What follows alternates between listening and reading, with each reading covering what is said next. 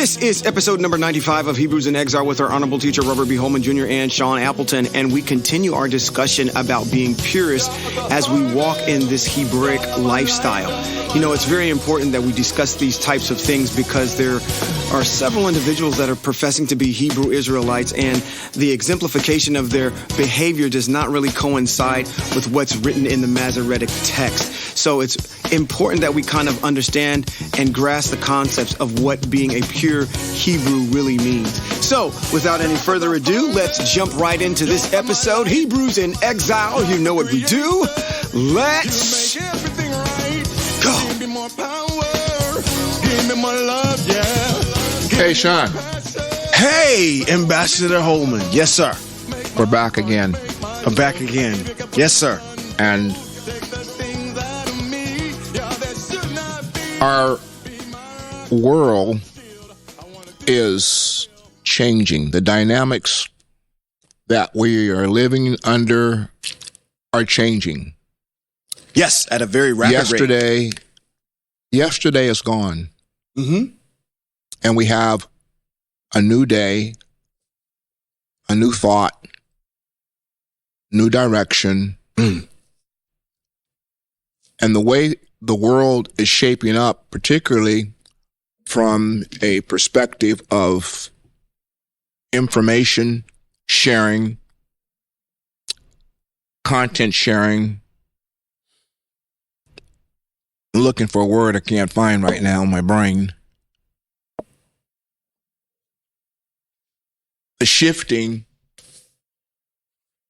of being able to say what you want to say is affecting our world. And I think that I'm at a point where I want to make clear, I want to clarify. Okay. There is a difference between being Hebrew and being Christian. Yeah, there's a big chasm between the two. I agree with you. And with that in mind, with the situations of the things that have taken place over the last month or so, I know, and you know, there is a shaking and an awakening of people who are thinking. Maybe they haven't made the change yet, but it's on their mind. Oh yeah, their ears are being they're tickling. Their interest has been sparked, at the very least. And you know, with this being the case, there are people who are going to be investigating, searching, and trying to figure out what's right as opposed to what's not right. I know you guys, Rabbi, you're talking in circles. Come on, get it out. Uh-oh, here comes specificity. Here we go. Out. Listen. There are Hebrews, and then there are Hebrews. So let me say this in the outset. Okay. The difference between us and them, the majority of them that are making noise, is that we are purists. True. Meaning that what we say, what we do, is driven solely and strictly by text. Agreed. Totally agreed. And a thorough understanding of the text. Agreed.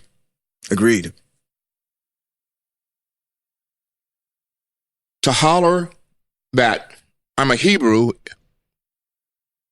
is one thing, And then to demonstrate that you're Hebrew is an altogether different thing.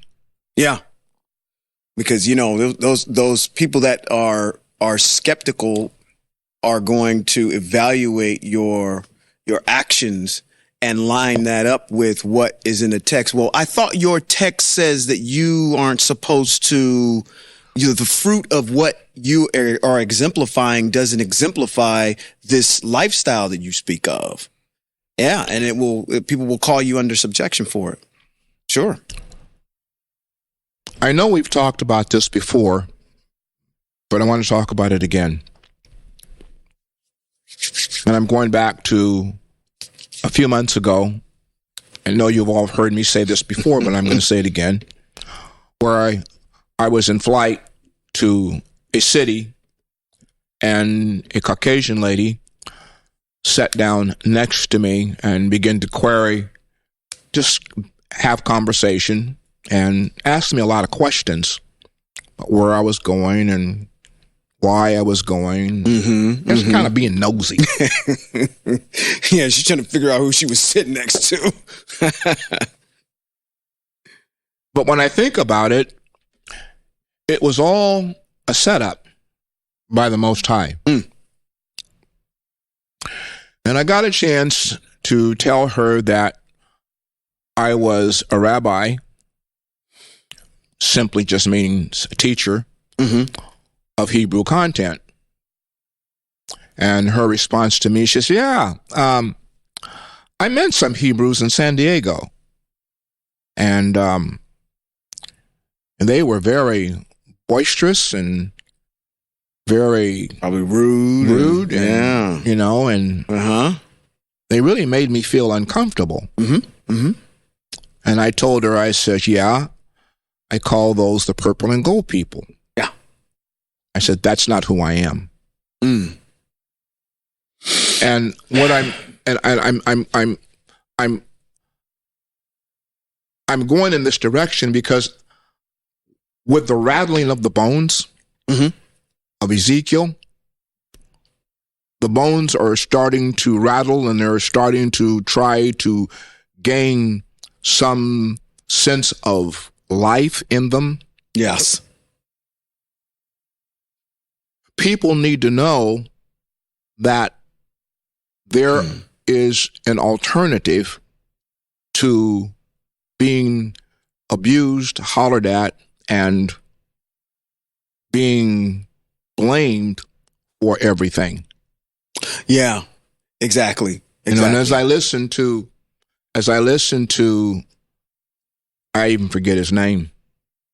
On, was it that, the interview? Yes. With you talking about the bishop? Yes. Bishop Nathaniel. Yeah, Bishop Nathaniel. As I listened to him, and as I listened to the interview that he had, the gentleman was querying the idea that, you sound like the blame is all on white people. And that's not who we are. That's correct. You're never going to hear us talk about the nations in any derogatory content. No, not. And that's because our texts and the mitzvot and the rules and the instructions that the Most High has given to Hebrew Israel preclude us from doing that. Sure, absolutely. Yeah, go ahead. So, if you're going to claim to be Hebrew and be a congregation of people, there is certain criteria that needs to be a part of who you are that lines up with Hebraic text. Yes. And if it doesn't line up with Hebraic text, then you, as a searcher and as an inquirer, should use, just like you go searching for other information of truth, you should be listening for the content of what's being said that lines up with text. Now, the problem with what I'm saying is that the majority of people don't know what text says. True, very true. So you don't know where to go. It's not like you can go Google it. Because you don't know where to Google it in your Bibles. I don't even like to use the word Bible because it's not a Bible to me anymore. Yeah. That's biblical. Bible, Biblica is all Greek terminology. So the point being is that there are different factions of Hebrews. And the sad part about it is we want to call ourselves the Father's people, but we're not on the same page with the Father. Ah, yeah. You know, one of the things I admire about you is your diplomacy. Ambassador Holman, statesman. What? Elder statesman. See, I have again, diplomacy. Under the auspices of diplomacy, I wouldn't call the group that you're talking about, and maybe this is me having a lot of chutzpah and a lot of vinegar still in me, but I don't consider them Hebrews in the sense that we consider ourselves Hebrews. I consider them another faction of Christianity. Because literally that's what's in their doctrine. It's just another form of Christianity. Haven't abandoned the ways that, I mean, and really quite honestly, they've taken some truths that come out of being Hebraic and made that their platform, but they're still under the guise of Christianity. They still worship Christ. Christ is still at the center of where they are. So if making a distinction between the two, yes, I stand with you wholeheartedly, because when mass media says these are the Hebrew Israelites, granted, that's great that they're identifying that these individuals are melanated people that are Hebrews. But there's a difference between the doctrine that they're teaching and what they're identifying themselves as. Maybe that might be a little weird to say. But. No, that's correct. I mean, here's the thing. If you're looking for a Hebrew congregation that is teaching Hebrew doctrine, you're looking for a congregation that's a purist. Yes. In relationship to the text. You want to listen to what's being said that's not being spiritualized, taken out of context. You want to listen to the key words that flow through the conversation that is devoted to the mind of the Most High, which is his rules and his instruction, which are his mitzvot. If you're not hearing mitzvot being discussed within the conversation of what you're listening to, then there's a problem. Yeah, and that brings in because I know people have got to be confused when they hear. I've heard some people in that sect say things that are germane to the mitzvot that we hold so true and near and dear and are the cornerstone of our Hebraic walk.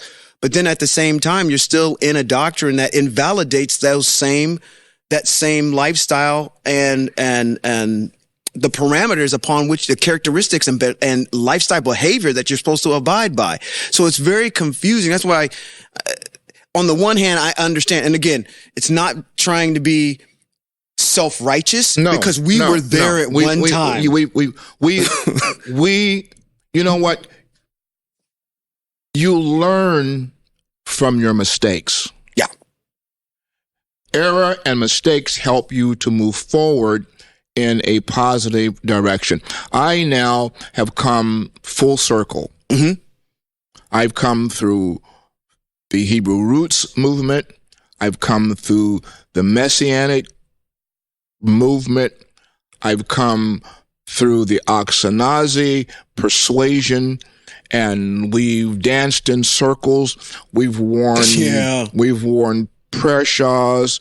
We've taken the scroll, and we've marched it around the congregation. Everybody touched it and kissed it. Yeah, we did it all. We've done all of that. Mm-hmm. And we've come full circle to a point of saying and looking at texts and asking ourselves a question: where is this inscribed in text? Correct. We've worn the prayer shawls. We've strapped the tzitzits on our belt loops, which is not the mitzvot. Mm-hmm. It's the intent of the mitzvot, but it's not the mitzvot. We've done all of that, and I've come full circle to bring me back to a point of text. Yeah. And I have to look at text, and I have to ask myself a question: what is it that the Most High asked Hebrew Israel to do? And if we're not looking at text to define what the Most High is asking Hebrew Israel to do and doing that, then we're somewhere else. We're where our ancestors are, which is the reason why we're in the exile. Yeah, exactly. So here's the point. Here are the key points. The question is, if you believe that Moshe, that's Moses, was the greatest teacher of Hebrew text to Hebrew Israel and the one signature prophet to the Most High, if you believe that, then we have to go in and listen to what he said that the Most High assignment was to him. Yes. And that's written in Deuteronomy chapter 4. Yep. And it goes like this: Now, Israel, listen to the laws and rulings I am teaching you in order to follow them so that you will live, period. Okay? Then in verse 5, he says, look, I have taught you laws and rulings just as Yahweh, my Elohim, ordered me. So his order from the Most High was to teach Hebrew Israel laws and rulings. Yes. Which are defined as mitzvot and commandments.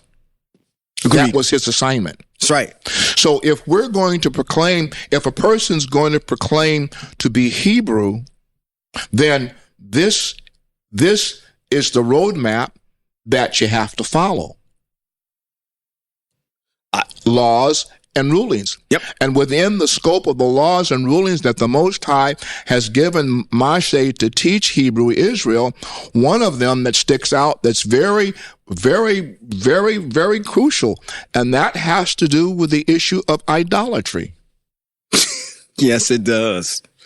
Yes, it does. Wow. And the fact that the Most High has spoken, I don't know how many ways he can say to you, I am the first, I am the last. Yeah. Beside me, there is none. There is no other. El. As a matter of fact, let's go over to Isaiah, Yeshayahu. We'll start at 44. I think it's in 44. We'll see, and we'll walk down. You're right. You know, we'll walk it down. Yeah, and it starts in Isaiah chapter number 44, in verse 6. He says, "Thus says Yahweh, Israel's King and Redeemer, Yahweh Sabaoth, Yahweh of hosts. I am the first, I am the last. Beside me there is no God, no El. Who is like me? Let him speak out. Let him show me clearly what has been happening since I set up the eternal people." Who are the eternal people? That's The y'all Most High Hebrew said, Israel. I set up the eternal people. The eternal people is Hebrew Israel. That's right. Let him foretell future signs and events. So, I mean, that's not the only place that he makes this claim about who he is. And it's all through text in the prophet Isaiah that he declares who he is and that there is no other. So anything other than what he has proclaimed himself to be is idolatry. That's correct. So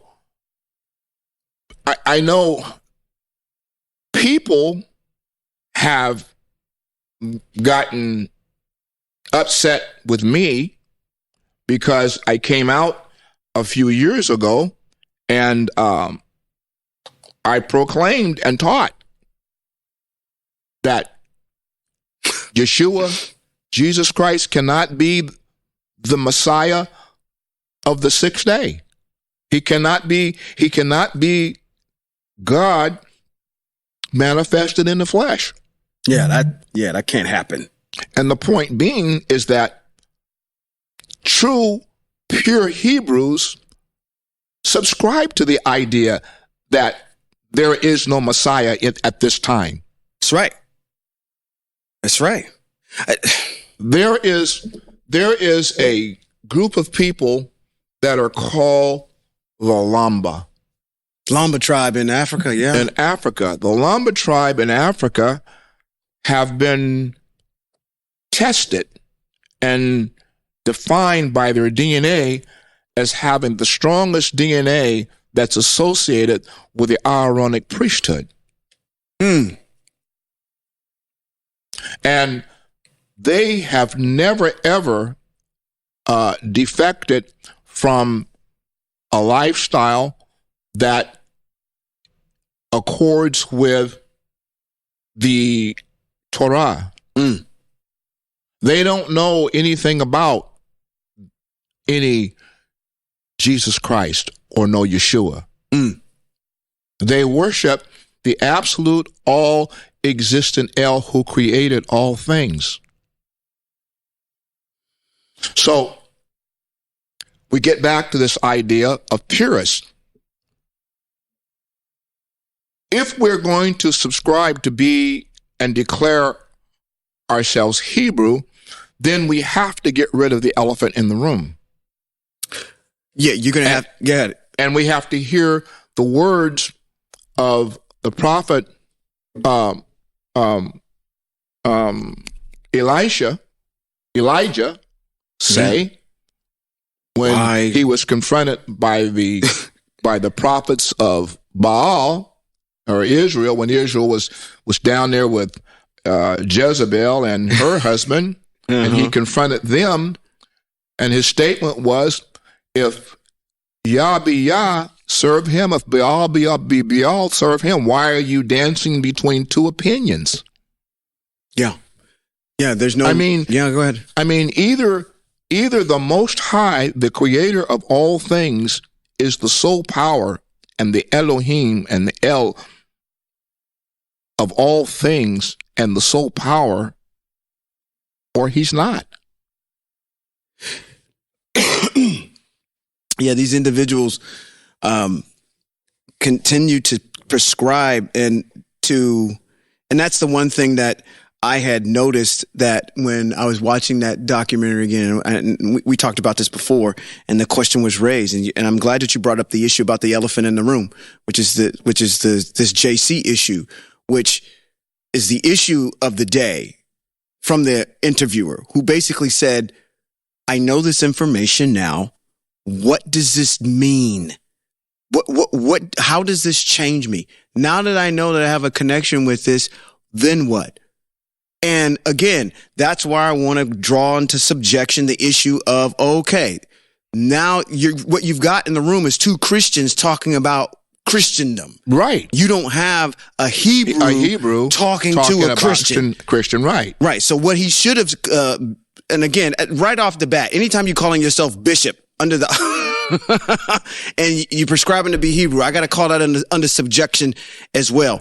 But the issue is that now I'm showing you who you are. Who you are is connected to the Most High. You are the firstborn, which is designated in Shemot, or Exodus chapter 4, verses 20 through 22, that says that you are the firstborn son. You're a part of that lineage. You're that set apart people. And that set apart people has a set of rules and statutes and mitzvot. And in Devarim chapter 4, which you eloquently put, this is what we're supposed to abide ourselves by. Nothing other than that. So you're not making a very good argument for people who don't prescribe to being Hebrew, and you're indoctrinating them into being Hebrew, because you're not providing them with anything more that provides some type of lifestyle aha moment for them. Right. Now let's put it this way. Let me give a contrasting. Let me give a contrasting example. Sure. If you join or become a part of the Nation of Islam, they have a prescribed doctrine, thought, way of dress, and way of communication. Absolutely. Absolutely. And everybody knows when they open their mouth, they know that that's who they are, and that's how they function. Agreed. The Honorable Minister Farrakhan has a very straight path, and he never deviates from it. Yeah, he's been consistent. And his people never deviate from it. That's correct. Whereas this Hebrew thing is just like the Christian thing. It's got different branches of it, and it's not the same anywhere you go. If you follow the Hebrew roots is different from the Messianics. The Messianics are different from the so-called Hebrews, and they're all different from what we are. And that's and this might be the area where we're saying the same thing, but different ways. I think, in my estimation, there's only one way, which is the purest way that we're trying to function our way in. Anytime you interject Christ into anything, you're a Christian. Period. I guess that's just how I look at it. I agree. I mean, if you're going to infuse it in there, you're either for the Most High or not, because what you just eloquently said, there's the one thing that you brought up all the time. What's the one mitzvot that you hear keep getting repeated over and over and over again? And this is this issue of idolatry. Yes. And if you continue to keep infusing that into your doctrine, then you're not functioning within the confines of the Most High. So that's why I'm saying, this seems like, to me, anybody, the Messianics that infuse that Christian stuff in there, you're Christian. You're not Hebraic. Let me say this. I have heard in my lifetime that the Jews, the Ashkenazis Jews, do not believe in Jesus Christ. If they make any reference to him at all, they speak of him in the context of maybe being a prophet. A prophet, yeah. I've heard that too. I've heard other people say that they didn't believe in Jesus Christ being the Son, but I haven't been able to go and find any written documentation where they've written any delineative information to support their position or claim. And it's true. I don't know that you say that. I think yeah. They say it, but it's not written. I wrote it. I wrote it.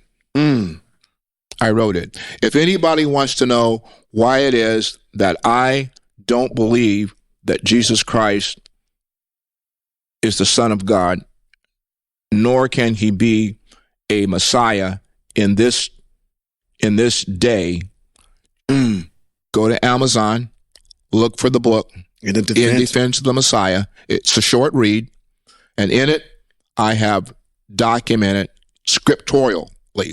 I've scripturally indicated all the issues of why he can't be.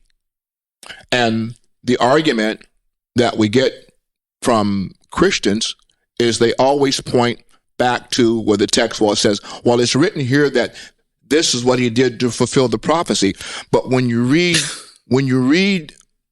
go and read the prophetic text, if you have any understanding, the prophetic text that's written that they're trying to proclaim him representing does not fit. It doesn't fit at all. It's out of context. Yeah. And guess what? All of it's out of context. Yeah. Any place where they have written in the Greek text that this is written to fulfill a prophecy over in the Old Testament, when you read the pretext and the text, the pretext and the post-text and the narrative that's there, the information that's there does not represent what they're saying at all. Yeah. And what's also kind of egregious there is you've got a bunch of people who are Greeked trying to tell you, who is a Hebrew, what your text means. Which I'm gonna say this. Okay. I'm gonna say this. I'm gonna ask the question, who told you that? Exactly.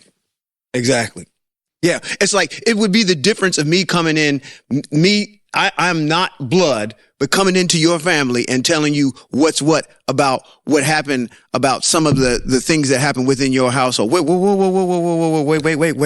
minute. You are an outsider. You do not know how to interpret. You weren't there. You do not know how to interpret that particular situation. So what gives you, who told you that you could come in here and tell me about what's going on over here? And that's where, I commend the purple and gold people to actually get people to understand who they are, but you have to finish the narrative.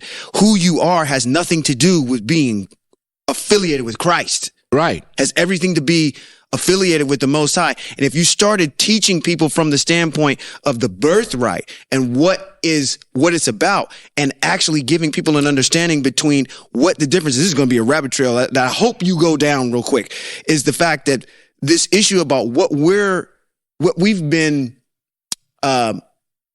contracted with the Most High to inherit has nothing to do with salvation. Right. And anybody who is from Christendom trying to tell you that the works of the law will not bring you to salvation, I agree with you. Absolutely. Because it has nothing to do with it. No. Yeah, I agree with you for a different reason. Yeah.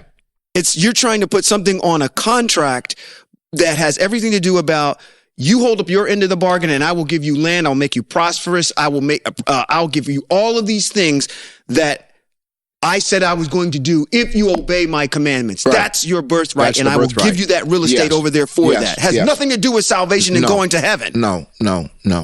So trying to equate the two and try to make them, that's fine. Keep your salvation over there where you practice that. That's fine. Don't make it about the covenant about something that it's not. So I don't know how I got off on that rabbit trail, but well, it's okay. I mean, that's true, because what we're trying to do here is to establish in the minds of our listeners the difference between what is set apart and what is not set apart. Mm-hmm. Those are the words of the writer, the prophet Malachi. And then you will know the difference between that which is holy and that which is not holy. Correct. And there's a difference between the children of Israel that are tied to the Most High and those who are proclaiming to be children of Israel. And I'm not talking about the Ashkenazis. I'm talking about people who are claiming to be Hebrew, but yet and still don't understand the verbiage in the text that the Most High has written to Hebrew Israel that he repeats over and over and over and over and over and over again, and it's one word: obey. Obey. Yes. Obey what? Obey my rulings and my instructions.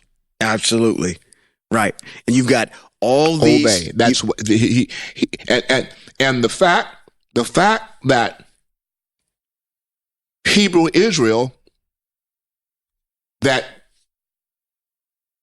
he established, and the generations that followed behind the original group fell into idolatry, is the reason why we're sitting here today having this discussion, as opposed to living in glory in the land that he said flowed with milk and honey, because our ancestors chose to not follow his rules and his instructions, and they began to worship other gods.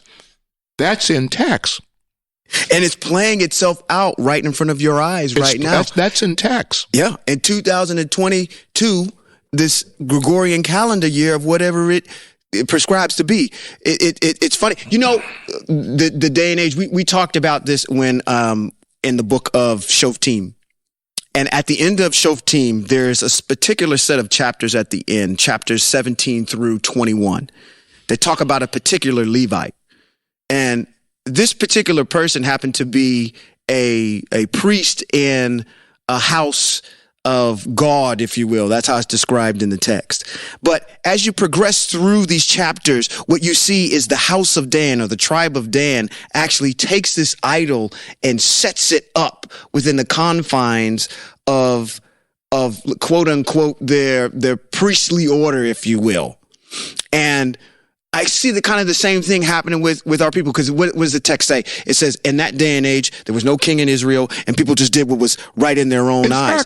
And so what's happening here is that we've got a group of people, these that mean well, purple and gold folks, talking about Hebrew Israel and how we need to observe the mitzvot, but at the same time, you've got an idol in the house. Yes. Same scenario, yes. Different day. Yeah. And it didn't bode well for that tribe of Dan at the end of the day. Yeah. And what I'm trying to tell our listeners is the goal in life has nothing to do with salvation. It has nothing to do with salvation. It has to do with pleasing our Heavenly Father, who created us and gave us a set of rules and regulations to live our lives by, that are pleasing in His sight and puts us in harmony with Him. That's what it has to do with. Sure. I mean, in a natural setting, where a family is a good knit family, and there's father, mother, and there's children, if the father in the house has set the standard right, then his children always want to be pleasing to their father. Yeah, sure, absolutely. And this is where we are as individuals. The one who has created all things is our Father. He has established, I'm your Father. I'm giving you some rules and some instructions so that you can live in a place that I have created for you, in harmony with me.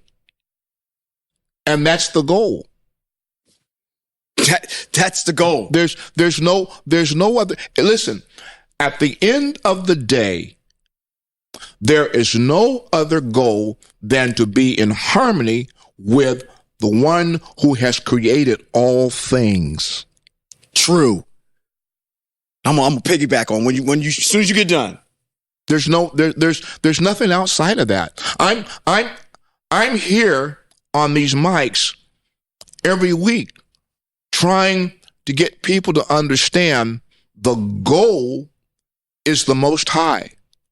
Nothing, there should be nothing that comes between a Hebrew man or woman that would separate him from the Most High. Exactly. Nothing. That's what you have to guard. Yeah. And again, that is the thing that separates us, is because of the goal that we're trying to establish. Other people are trying to establish two different things. We're trying to get into heaven, and we're trying to please the Most High, which has a different set of standards. Huh. The realization, I'll share this with you real quick. I'm going to go off on a rabbit trail real quick. The one thing that I had realized just as of recent is that you and I sit back and we said oftentimes, this may not happen in our lifetime. Right. I'm going to actually amend that, because quite frankly, when I look at where the Most High has taken our ancestors and the amount of people that he can use, it doesn't matter about a large group of people. It doesn't. No. He can use 300 people. He can use one, Shimson. He can use whomever he wants to use in whatever quantity he wants to use. So if the Most High says tomorrow, and I'm coming back to this issue of getting back into the land, if the Most High says it's time to go, have we formulated our minds enough to say, okay, I have to leave where I'm at right now and my comfort of where I am and follow the Most High? I've got to be able to formulate my mind to say, okay, what's the goal? The goal is the land. The goal is observing the mitzvot. And this is the other thing that I attributed this to, is saying why I had, again, when we're talking about individuals that are the foreigner that are with us. That's why I have that issue when they say, okay, you white folks are going to be our slaves, and all this other kind of stuff. That's not where we are. Right. Because that violates the rules and the instructions that the Most High has laid down for Hebrew Israel. He said, you are not to treat the foreigner in wrongfully. Yeah. I'm paraphrasing. But yeah. I mean, they are supposed to be treated as if they're one of you. Right. So if they have accepted the Most High, it will be just like it was coming out of Mitzrayim, where there's a mixed multitude going out. And quite frankly, what I had to formulate my mind is that if the Most High says leave tomorrow, it's a bunch of folk, Hebrews over here, that ain't going. It's true. Now, there's a bunch of Hebrews that claim to be Hebrews ain't going. That's not going. Exactly. And so there's a criteria that you have to meet to go. Right. So he could say, you know what, based on the small little group that I have in the United States, in South America, that's over here, that's in Africa, that's over in the Middle East, that's over in the UK, that may be over in Asia, wherever you guys are dispersed, that's enough for me to go ahead and do what I need to do back into the land. And it could happen tomorrow. So what I'm trying to get to is this, going back to what you were saying again about the prophet. You can't be preaching salvation and we're getting into heaven, and then in the same vein, preaching Hebrew that we're going to get back into the land. Those are two diametrically opposed ideas and goals to be established. And so that's, again, another way to say, okay, Hebrews, making a distinction between ourselves and everyone else. What is the goal? The goal is the Most High. The goal is the mitzvot. The goal is the land. The goal is to please the Most High. Mm-hmm. If we're pleasing the Most High, everything else is systemic to that. Right. It falls right in line. Yep. Agreed. So if people are claiming to be Hebrew, but there are no rules and regulations or mitzvot being spoken out of their mouth, and there's more than just keeping the Sabbath. There's more than just keeping the feast of Pesach and Matzah and Shavuot and Feast of Trumpets and Day of Atonement and Sukkot. There are more mitzvot than just those. Oh, yeah, quite a few that he provides for us to be able to live our lives back. And I'm setting aside. I'm not even talking about the mitzvot that are germane to animal sacrifice, because you say, well, you're not doing this. This has got nothing to do with animal sacrifice. We don't have a temple. Correct. We don't have Kohanim. Okay. And we're not in the land. So the issue of animal sacrifice is off the table until we get back in the land, which is not going to happen until the seventh dispensation, or the seventh day, in which the Most High has established to be the Messianic era. That's when the true Messiah is going to show up. And we know who that Messiah is. The word Messiah only means anointed, my anointed. That's all it means. It only means my anointed. That's all it means. And the Most High has more than one anointed. That's exactly right. That's exactly right. He had an anointed that was not a Hebrew. Cyrus was not a Hebrew. And he called him his anointed king. So there's more than one anointed. Yes. So every time you hear the word anointed and Messiah, doesn't necessarily mean that the text is talking about Jesus Christ. There you have it. There you have it. And all of this information that I'm talking about now is in my book, In Defense of the Messiah, which can be purchased on Amazon. And I haven't gone in to see if there are any anybody that's criticized it or whatever, but it's not for everybody. And I can understand why Christians would be adverse to it, because it's the word I'm looking for. It takes out their Jesus. Yeah. I mean, he's not in text. Yeah. He is not in text. Yeah. I don't care what anybody says. Listen. I will go as far as to stake my very life, my life, in the hands of the Creator, who has created all things, to say that there is nothing that the Most High has put in text, Hebrew text, that supports a Jesus Christ being his only begotten Son. Yeah. Well, I'll stake. Listen. I just quoted it earlier. You go good ground with that one. That's Shemot chapter 4, verse 20 through 22. It's a bold thing for a person to put himself in the hands of the Most High and say to the Most High, if I'm wrong, then I shouldn't be speaking.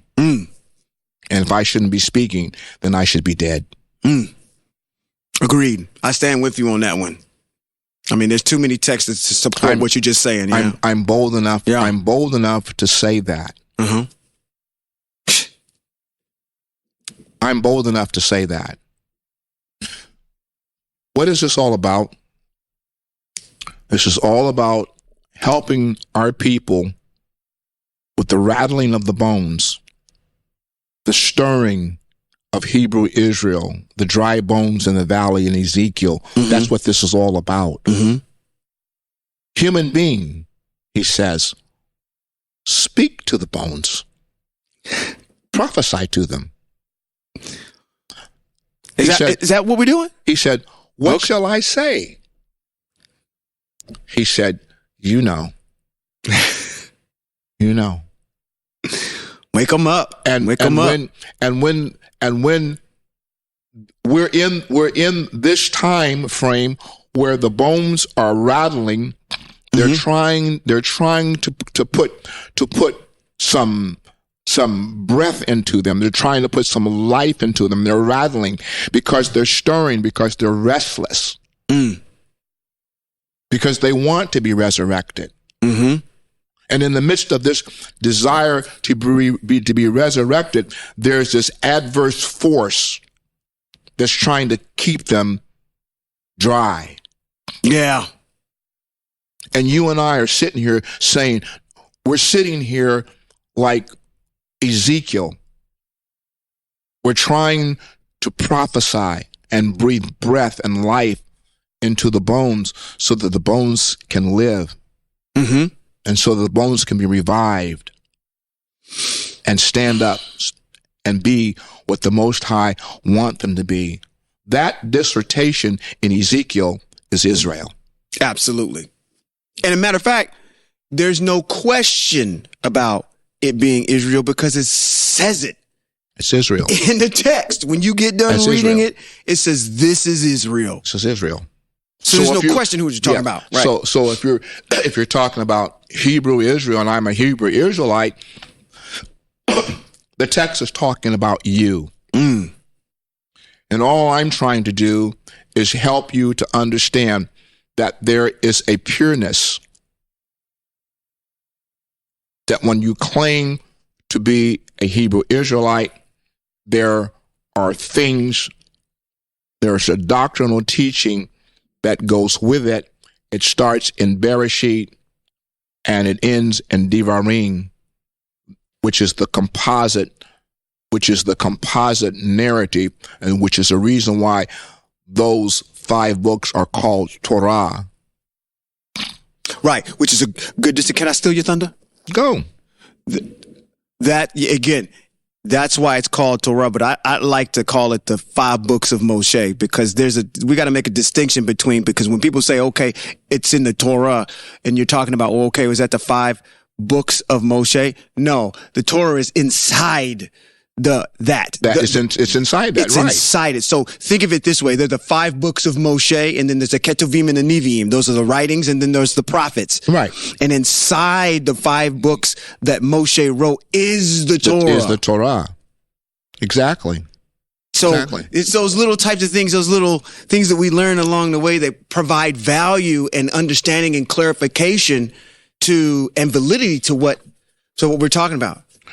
I was going to ask you a question on air. I've been sitting over here waiting for it, but go ahead. Well, go ahead because I'm getting ready to go. I'm getting ready to. Because hopefully it's a segue into these mitzvos. Because for those of you, and this is just a rhetorical question, and it's not, you don't have to answer this, but for those of you that are listening, and I'm going to look at one of these cameras, I want you to ask yourself the question. You've been told, again, who told you that? You've been told that the mitzvot and the commandments and the rulings of the Most High are done away with and are bad. But have you actually understood? Did somebody tell you why they're bad? Or why you shouldn't do them? Or other than the fact that Christ did away with them and we don't have to do them anymore. Do you have any experience? Can you tell me as to why? That's like somebody going up to you and saying, Sally, Joe, Bill, Emily, whoever, Jack, Leroy, I don't care who you name, that's an evil person. And you shouldn't deal with them because they're ignorant and they're stupid. And you've never met that person before. So you already have formulated into your mind about what it is that person is before even having a relationship with them to even get to know what they even are. This is what our head teacher and ambassador is trying to get you to understand, is that you have to understand these mitzvos for yourself and understand the value that they have before you just simply write them off. So I just asked a rhetorical question. This is a little segue in here, probably before you get into the mitzvos or where you're getting ready to go. It's like, literally, have you asked yourself the question, what is so bad about these mitzvos where they need to be done away with? What is so egregiously horrible about them that speaks to you, that says, yep, see, right there. That's why they're bad. Because I can't see anything in them other than the fact of what you eloquently explained, that some of them are not germane to this dispensation of time because we don't have priesthood and we don't have a temple. We don't have any of those other things, but the rest of them are. Listen. If somebody told you that Jesus Christ did away with the law, then he made everybody a sinner. Mm-hmm. Sure did. You say, how so? Well, let's read the text in John. Okay. Let's see what John. Dear old John. Let's see what John says. has to say. Okay. Where are we going? John. 1 John chapter 3. 1 John chapter 3. All right. We've been there before. Oh, yeah. Okay. But since we brought this up, and I want to keep this refreshed in your mind. Okay. 1 John chapter 3, verse 4. Everyone who keeps sinning is violating the law. Indeed, sin is a violation of the law. I don't know how more emphatic you can get. It's right here. Yeah. It's right here in your document. Unless your document is speaking out of both sides of its mouth. Mm-hmm. So if Jesus Christ did away with the law, then, and he pinned it to the cross, which there's no text that says that. Right. That's then made up.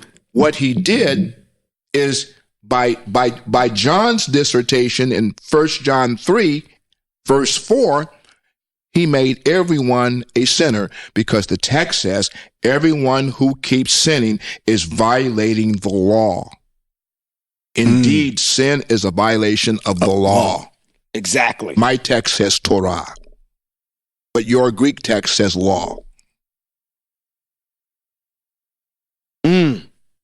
So now, which is it? Which is it? Is it done away with? Am I not supposed to follow it? Which happens to be nothing more than something that is ethical and that is moral. Mm-hmm. So now, within the framework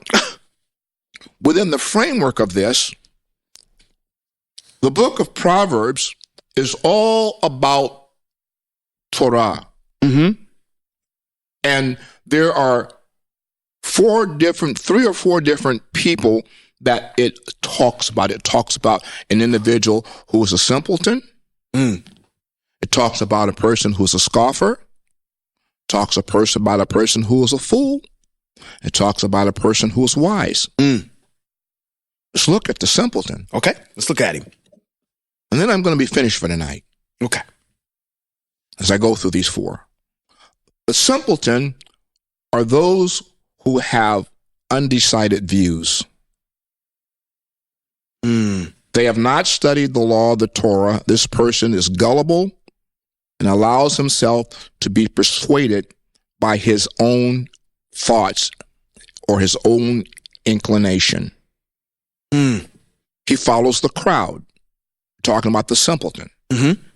They are people who are unintelligent and are easily seduced by demagogues. Ding, ding, ding, ding, Yeah, ding, we got to ding, stop ding. that. They Wonder are who that could be. They are people who believe what they want to believe. This is in Proverbs. There's the scoffer. This is a person who mocks the Torah or the law because he thinks that it can't be proven by logic. This person mocks anything based on faith. This is a person who lacks the fear of Elohim, the Most High. That's a scoffer. That's a scoffer. Then there's the fool. Is a person who understands the law or Torah or wisdom, but rejects it because it demands that he not indulge his every desire. It prevents him from doing what he wants to do. And then there's the wise person. These are people who adhere to the teachings and the ways of the Most High. Those are the four classifications. So which one? Yeah. So now you have to ask yourself, which one am I? Right. Am I wise, who adhere to the teachings of the ways of the Most High? Am I a scoffer, or am I a simpleton? This is in Proverbs. The book of Proverbs opens up. Let's go there for a minute real quick. Oh, you want to go to Proverbs chapter 1. Chapter 1, okay. Yeah, let's go to Proverbs chapter 1. And then we're gonna wrap it up. And this is, as you're turning there, I want to say something about, as you're going through Proverbs, it's enlightening how you're approaching it, because it's like a treasure trove of nothing but just mitzvot all over the place. Yes. But here's the problem with that. A person who is not familiar with the mitzvot right. will read it and not know what it's talking about. Exactly. And will not know that there are mitzvot in the midst of this. Mm-hmm. But let's listen to how the Proverbs opens. Okay. The Proverbs of Shlomo, the son of David, the king of Israel, are for learning about wisdom and discipline, for understanding words expressing deep insight, for gaining an intelligently disciplined life, doing what is right, just, and fair, for endowing with caution those who don't think, that's the simpleton, and the young person with knowledge and discretion.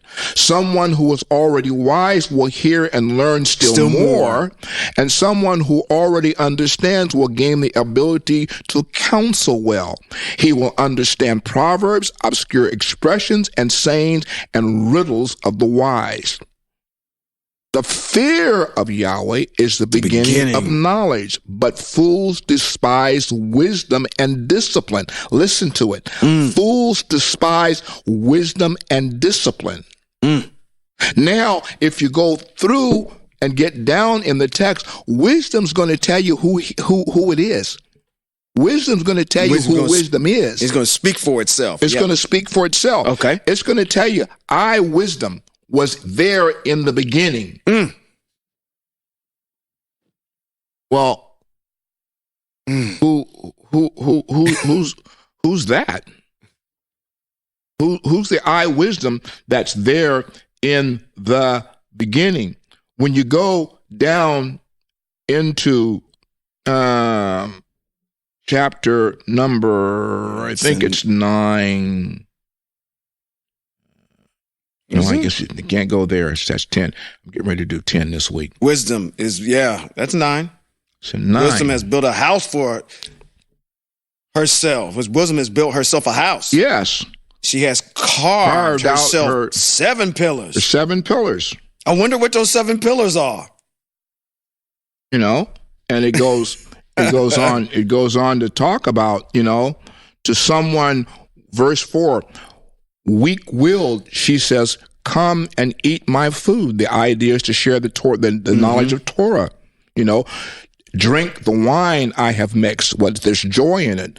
Don't stay unsure of yourself, but live. Walk in the ways of understanding. He goes on to say, the fear of Yahweh is the beginning of wisdom. In verse 10, and knowledge of the holy ones is understanding. Is a reference to the Most High and his anointed ones at the beginning of understanding. With me, your days will be increased, your years will be added to your life. With who? With wisdom, with Torah. And if you are wise, your wisdom helps you. But if you scoff, you bear the consequences all alone. It goes on, to talk about, I, wisdom. Where was I? I was there in the beginning, before the foundations were laid out. Oh, that's a concept in itself. Before anything was done, I, wisdom was. So now the question, if I, wisdom, was there at the beginning before anything was laid out, then whose wisdom? Whose wisdom? And then he goes on to talk about how fun it was. I danced and played in the midst of it all. So who is he talking about? What's the text talking about? Whose wisdom? Is wisdom something? Wisdom is the Most High. The Torah is the Most High. That's right. The laws, the rulings are the Most High. Yeah. That's him. So when we reject wisdom, and we reject Torah, you're rejecting the very one that you say you love. And you don't even know it. And the reason why you don't know it is because somebody gave you a false narrative and you believed it. And the elephant in the room is sucking the very life out of you. Mm. Well, I'm going to end it there. All right. But I want our listeners, as you listen to this podcast, as you've listened to this podcast, I hope that you've heard that there's a difference between pure Hebrews and those that claim to be Hebrews. Mm-hmm. Hebrews have a lifestyle. The lifestyle of a Hebrew is governed by the rules and instructions that the Most High has given to Hebrew Israel that are written within the framework of the 5 books that are there. Mm-hmm. And there are a lot of them. Yeah, quite a few. And so don't come to me, well, there's 613. No, there are not.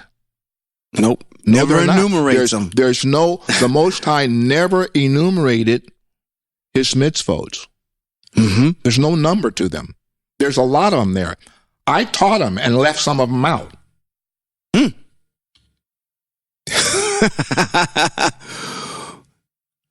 Yeah, I taught them. I taught them, and as I think about it and go back, and as I listen each week, I'm going, oh, I didn't, because some of the instructions are so subtle. Yeah. That you don't realize that he's telling you, I'm telling you to do something. Exactly. Yeah, they start right in Bereshit. And one of the things, that the Most High tells us over and over and over again in Proverbs, he tells us about studying them, study, read them, study. You have to read. If there's anything that a person needs to digest, you need to digest the body of work between Genesis and the end of Deuteronomy. Yeah, exactly. That's if you want to define the heart, exactly. The heartbeat of the Most High. The heartbeat of the Most High is within the confines of the information between Genesis chapter 1 and Devarim, the last chapter of Devarim. Yeah, and Deuteronomy. That's the heartbeat. Absolutely. You get everything that, matter of fact, everything is built off of that. It's built off of that. That's the foundation for everything. You get creation, you get not only the creation of the world, but you get the creation of a people, you get a creation of the establishment of the mitzvot, you get all these different things. It's a treasure trove of just understanding, and to having a command over those first 5 books will enlighten the rest of the works and come out of it. And I don't want to say sadly, but you have to have somebody to help you understand what you're reading. Sure. By all means. I mean, you don't have a congregation to gather with, but you have to have someone to help you understand what you're reading. Mm-hmm. That's why we're here. Yeah. That's why we're here. Yes, absolutely. Whatever questions that you have within the framework of those 5 books that you question and need understanding of, you can always comment on Podbean, or you can send us a email to ftf@firsttab.org. I'll get your email, or you can go to our website and you can post a question there, and we'll get it and we'll help you understand. We're purists. That's what we're here for. Yeah, absolutely. We're here to help Hebrew Israel that wants to be pure Hebrew Israel. Anywhere in the world that you live, we're here to help you. Yeah, and let me say this too. While we're here, we totally are appreciative for those of you that are out there that are listening, and continuing to tune in and hear what we're pontificating about every single week that we sit down at these mics. Share the content as much as you can. Put it on your timelines. Share it with your family members. It may be a good and maybe contentious at times discussion that you might have, but it's going to take a collective of everybody working together within the confines of Hebrew Israel in order to push Yahweh forward. You're not pushing Hebrews in Exile, the podcast, forward. You're pushing Yahweh forward, which should be on the forefront in the hearts and the minds of people that are Hebrew, who he wants to matriculate back into the land. So let me say, I got into the close. Go ahead. Absolutely. Let me say one last thing, because I need you to also understand this. Being Hebrew doesn't mean that in the midst of the world, you have to look funny. Being Hebrew doesn't mean that you have to dress a certain way. Oh, okay. Yeah, right. Exactly. Being Hebrew doesn't mean that you have to look a certain way. Where do I get this from? Mm-hmm.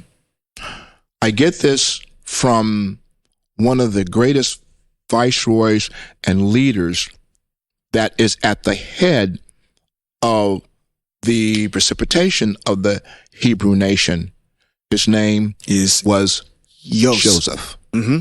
Joseph was a viceroy in Mitzrayim in Egypt, and he looked like the Egyptians. He didn't come out looking all funny and strange, and his brothers didn't even recognize him because he looked like the nation that he was in. But he held the character, and he held the position of what he knew about the Most High to the nth degree, which is the reason why he rose to where he was. Because he had the relationship with the Most High that caused him to be elevated within the nation, so that he could help his brothers and his sisters in the time of the famine. So what I'm telling you is, you don't have to dress and look strange. All you have to do is be you and be right in your heart and obey the mitzvot and the directions of the Most High that he's given us that we can do in this exile. That's all he asks. That's all he asks. Yes, sir. That's all he asks. He doesn't ask us to grow no long beard. I have a beard because I choose to wear one. Well, he might. If you decide you want to go ahead and take the Nazir vow. The Nazirite vow, right. But other than that, you're right. Joseph looked like the people he lived with. That's right. And I'm saying to you, you can look like the people that you live with and still be Hebrew and be in favor with the Most High. Now, I know that what I just said doesn't resonate across the lines, but once again, I've said it once again. Being Hebrew, there's different strains of being a Hebrew. We're purists. And our goal is to do one thing, and that is to be pleasing and right in the eyes of the one who created us and who is our King, our leader, our Redeemer, who was the first and the last, who said, beside me, there is no other Elohim. I'm Rabbi Robert B. Holman Jr. And this is Sean Appleton. And this has been Hebrews in Exile. Shalom.